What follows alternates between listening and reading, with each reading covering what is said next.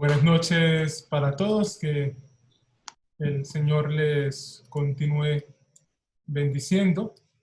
Para mí es un gusto poder compartir con ustedes en esta noche y les invito entonces a abrir sus Biblias en Deuteronomio capítulo 4. Vamos a leer del verso 45 del capítulo 4 al verso 6 del capítulo 5. 4:45 a 5:6. Leo la palabra del Señor en favor de todos. Estos son los testimonios, estatutos y decretos que Moisés promulgó a los hijos de Israel a su salida de Egipto, al otro lado del Jordán, en el valle frontero a Bet-peor, en la tierra de Sehón, rey del amorreo, que habitaba en Hesbón, al cual Moisés y los hijos de Israel derrotaron después de su salida de Egipto, y cuya tierra sometieron, así como la tierra de Og, rey de Basán, dos reyes amorreos que había del otro lado del Jordán, hacia el naciente, desde Aroer, cita a la orilla del torrente Arnón, hasta el monte de Sión, que es el Hermón, con toda la llanura de más allá del Jordán al oriente hasta el mar de Arabá, al pie de las laderas del Pisga.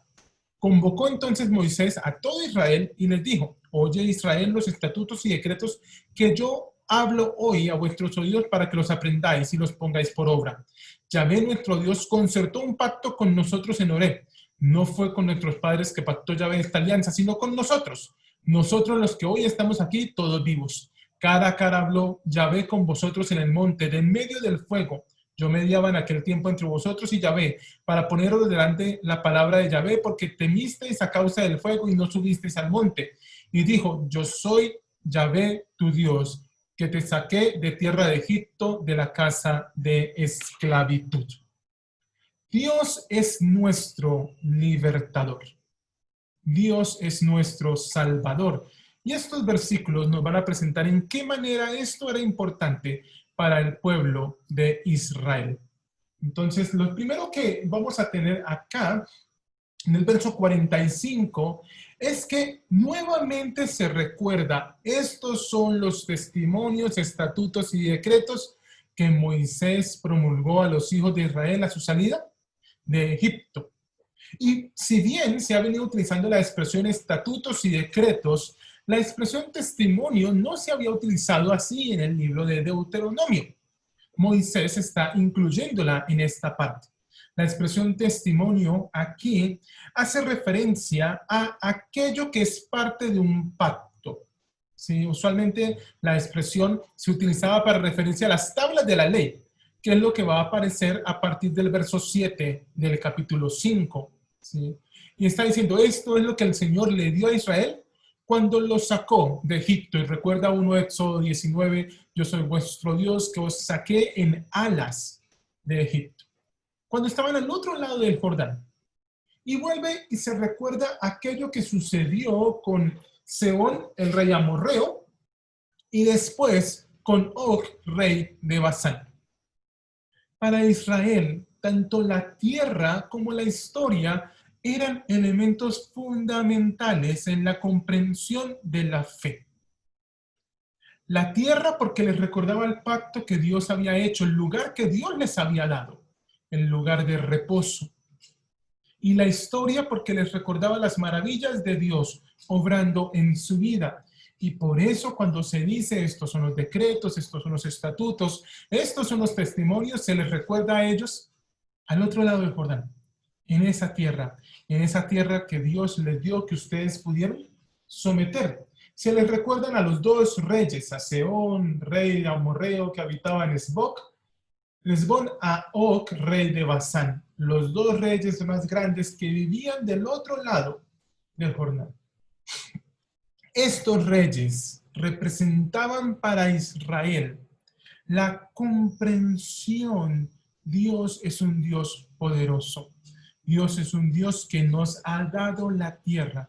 Dios es un Dios que nos ama a nosotros. Y por eso nos ha dado todo aquello que nosotros poseemos. Dios es el Dios que obra en la historia, en el tiempo y en el espacio. Ahora, miren cómo comienza el capítulo 5. Convocó, hizo llamar a todo Israel. Y acá es importante Porque no es una porción, no es que hizo llamar a los ancianos, no es que hizo llamar a los padres. El llamado de Dios, el pacto de Dios se dio con todo Israel. Era para todo el pueblo. ¿Sí? Moisés los llama y le dice, escucha, escucha. Desde el capítulo 1 yo les mencionaba, capítulo 1 de Deuteronomio, en Deuteronomio escuchar es muy importante. Oír la palabra del Señor es muy importante, pero no es lo único que uno debe hacer. Oye Israel, los estatutos y decretos, ambas cosas, que yo hablo hoy a vuestros oídos para que los aprendáis y los pongáis por obra. Se da entonces esa combinación que es recurrente en Deuteronomio: escuchar, aprender y poner por obra. Sí, escuchar es importante, pero si solo escuchamos y ya, Santiago dice que no podemos hacernos oidores olvidadizos. No, no, tenemos que aprender eso que estamos escuchando. ¿Para qué? Para ponerlo por obra. ¿Sí? Estos elementos son inseparables. Yo no puedo simplemente decir, es que yo escuché y aprendí y sé, tengo el conocimiento, porque si no lo pongo por obra, no me sirve de nada. Pero poner por obra sin aprender la palabra tampoco me sirve de nada, porque entonces, ¿qué voy a poner por obra? No sé si cuando usted escucha de gente que hace cosas raras en la fe, cosas extrañas, como comprar una botella de agua que X o Y persona bendijo, como comprar la rosa de yo no sé dónde, o comprar un pedacito de yo no sé qué más. Y uno dice, pero esa gente, ¿cómo se le ocurren esas cosas? Pues sencillo, es gente que está intentando vivir la fe sin aprender la palabra de Dios. Por eso nosotros debemos oír la palabra de Dios, debemos aprender la palabra de Dios, pero debemos vivir todos nosotros la palabra de Dios. La escuchamos, la aprendemos, pero no simplemente como un conocimiento. La escuchamos y la aprendemos para ponerla por obra. Y eso es lo que Moisés está diciendo acá. Lo primero es, escuchen la palabra de Dios, escuchen los estatutos de Dios, escuchen los decretos de Dios, para que usted los aprenda y para que usted los ponga por obra. Y entonces plantea un elemento que suena muy curioso. A mí me suena curioso, no sé si a usted le suena igual. ¿Sí? Dice, Yahvé nuestro Dios. Recuerden que la semana pasada hablábamos de esa presentación de Dios como el Dios, Yahvé el Dios, no hay otro. Se retoma. Yahvé nuestro Dios concertó, elaboró un pacto con nosotros en Horeb. Y uno dice, no, pero Fede, ¿cómo así Moisés? Eso no es cierto. Eso no es así. Esta gente no era la gente importante en el pacto de Dios. Muchos de ellos todavía no estaban, muchos de ellos nacieron en el desierto. ¿Cómo así? Eran los papás, los que murieron en el desierto. Con ellos es que Dios hizo un pacto. Pero Moisés se ratifica. No fue con nuestros padres que pactó Yahvé esta alianza, esta Torah, este pacto, este elemento de relación, sino con nosotros. Nosotros los que estamos hoy aquí, todos vivos.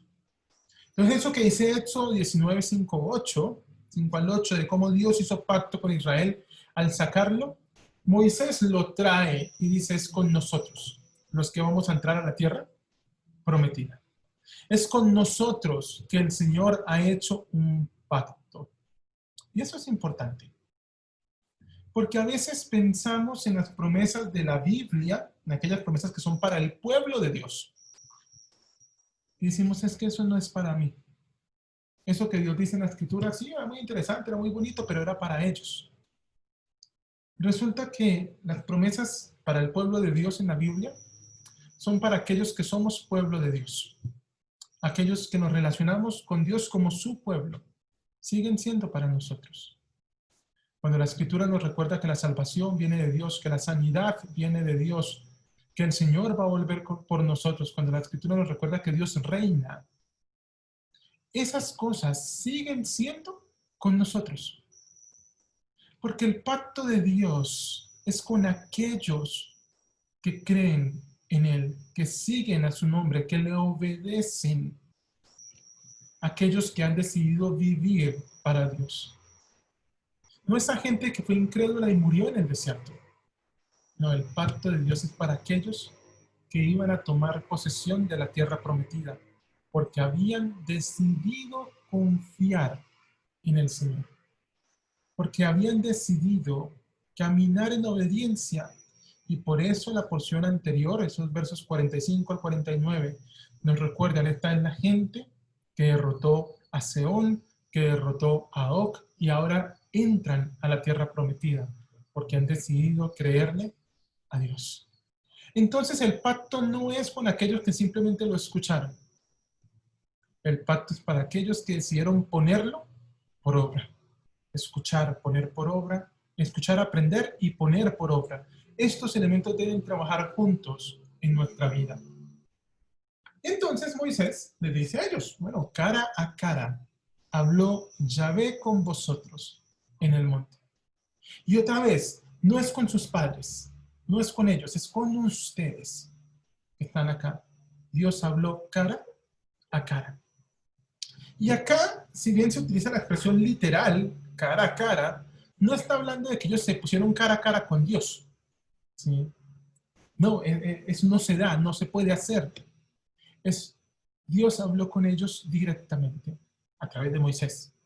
Pero Dios habló con ellos, se manifestó a ellos. Dios les dio su voluntad, así como nosotros tenemos la voluntad de Dios en la escritura que el Señor nos da. Cara a cara habló Yahvé con vosotros en el monte, del medio del fuego. Y otra vez vuelve a la idea de lo que se dice en Éxodo 19. ¿Sí? También en Números 12. Dios dando la ley al pueblo. Dios mostrándole al pueblo, Él es un Dios presente, un Dios que va a caminar con el pueblo. Y Moisés hace la claridad. Yo mediaba en aquel tiempo entre vosotros y Yahvé, para ponerlo delante de la palabra de Yahvé, porque temisteis a causa del fuego y no subisteis al monte. Es interesante estar en la presencia de Dios para nosotros. Yo creo que a veces no dimensionamos el hecho de qué es estar en la presencia de Dios. No dimensionamos lo terrible y a la vez adorable que es la presencia de Dios. El temor que se siente en la presencia de Dios y a la vez la paz, porque estamos en la presencia de Dios. El pueblo escuchó a Dios directamente, le dijo a Moisés, no, venga, vaya usted, vaya usted, yo no soy capaz, nosotros no somos capaces. Pero aún así, a través de Moisés, siguieron escuchando la voz de Dios. Y ahora ustedes y yo podemos acercarnos directamente a Dios, adorarlo directamente y saber, Dios nos escucha, Dios nos habla. Y no necesitamos de otra persona, porque a través de Cristo tenemos esa entrada al Padre y podemos escuchar la voz del Señor. ¿Y qué es lo primero que Dios le dice a Israel en los mandamientos? Porque esa es la porción que sigue. La porción que sigue es la porción de los mandamientos. ¿Qué es lo primero que Dios le dice a Israel para darle los mandamientos? Yo soy Yahvé, tu Dios. No sé si ustedes recuerdan la lectura de Éxodo. Dios se aparece a Moisés en una zarza. Y la primera pregunta de Moisés es, bueno, Señor, ¿tú quién eres? ¿Quién eres tú? Y la respuesta de Dios son de esas respuestas que lo dejan a uno plop. Yo soy el que soy. Y me dice, bueno, sí, usted es el que es, pero ¿quién es? Y Moisés insiste, Señor, y si ellos me preguntan, ¿quién me mandó? ¿Qué les diré? ¿Sí? Y el Señor le dice, pues le dirás que yo soy, me ha enviado. Y dice, pero Señor, ¿qué pasa? Y acá Dios le dice al pueblo, yo soy Yahvé, yo sigo siendo el que soy, yo soy el que soy, tu Dios. Los mandamientos que van a comenzar en el siguiente verso, su razón de ser es que Dios es nuestro Dios. Pero soy el Dios que te saqué de tierra de Egipto.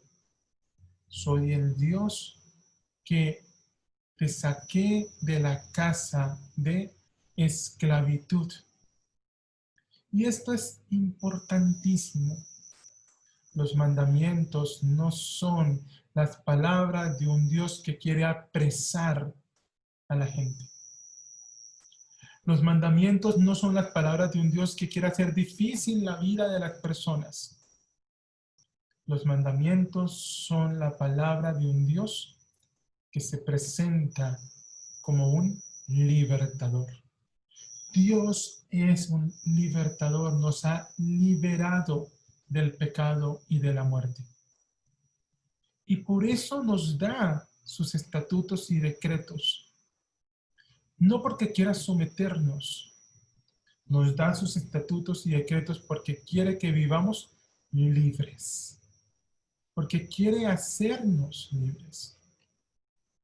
Y entonces, para contemplar lo que significa la vida en el Señor, debemos partir del elemento puntual y específico. Es Yahvé nuestro Dios, que nos ha sacado de la casa de esclavitud, que nos ha sacado de Egipto para darnos libertad. Y esta introducción a lo que van a venir como los mandamientos es recordarle al pueblo con cada mandamiento. Es palabra de Dios. Es un mandato. Se debe escuchar, aprender y poner por obra. Pero surge del corazón de aquel que amó para darnos libertad. Y entonces, ¿qué tiene que ver eso con nosotros? Uno de los primeros elementos es si reconocemos a Dios obrando en nuestro espacio y tiempo. Si vemos a Dios presente en nuestras vidas. Si sabemos que Dios está con nosotros todo el tiempo y nos guarda cuando nos damos cuenta y aún cuando no nos damos cuenta. Para Israel, la tierra era un lugar muy importante. ¿Sí? Era un lugar que se convirtió en motivo de orgullo en su identidad.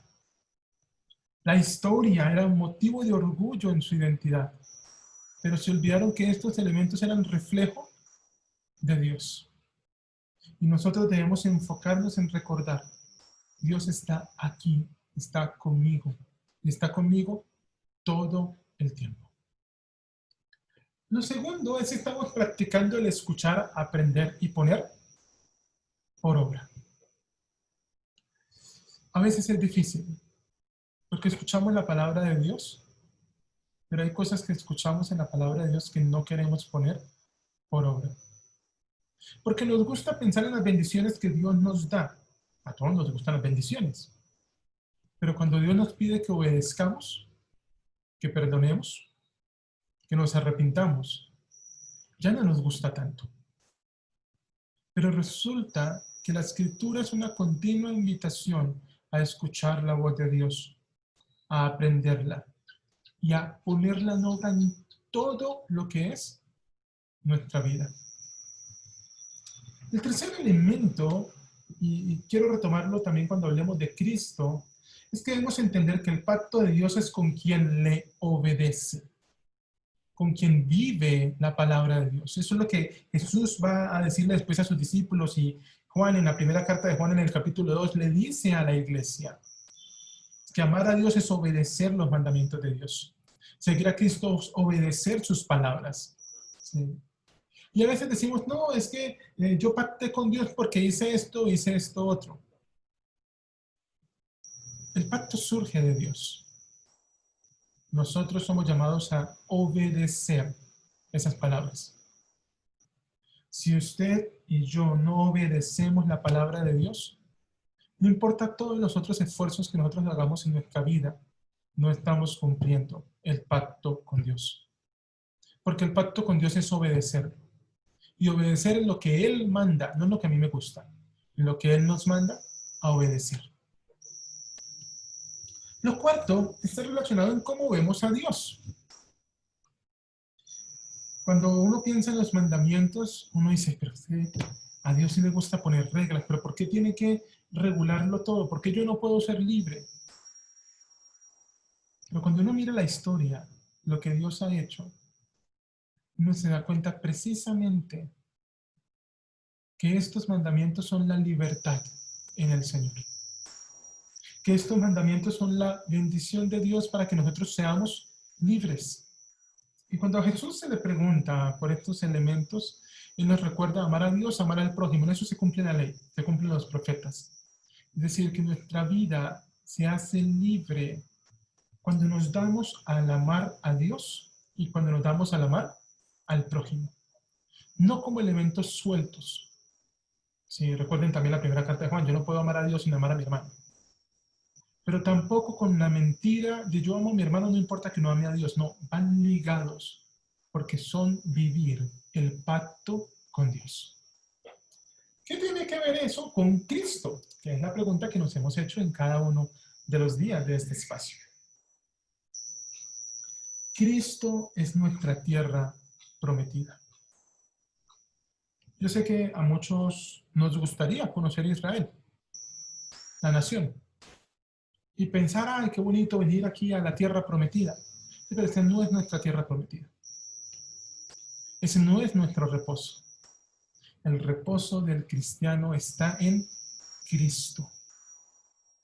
Y por eso, cuando se recuerda el pacto en Hebreos, dice que el pueblo que no cumple no entrará en el reposo, porque el reposo es Cristo. Cristo es nuestro reposo, Cristo es nuestra tierra prometida. Pero Cristo es nuestro libertador, es nuestra libertad. ¿Sí? Jesús se define a sí mismo como el camino, la verdad y la vida. ¿Sí? Pero Jesús mismo nos recuerda que conoceremos la verdad, Él, el verdadero, la verdad, y la verdad nos hará libres. No hay libertad fuera de Cristo.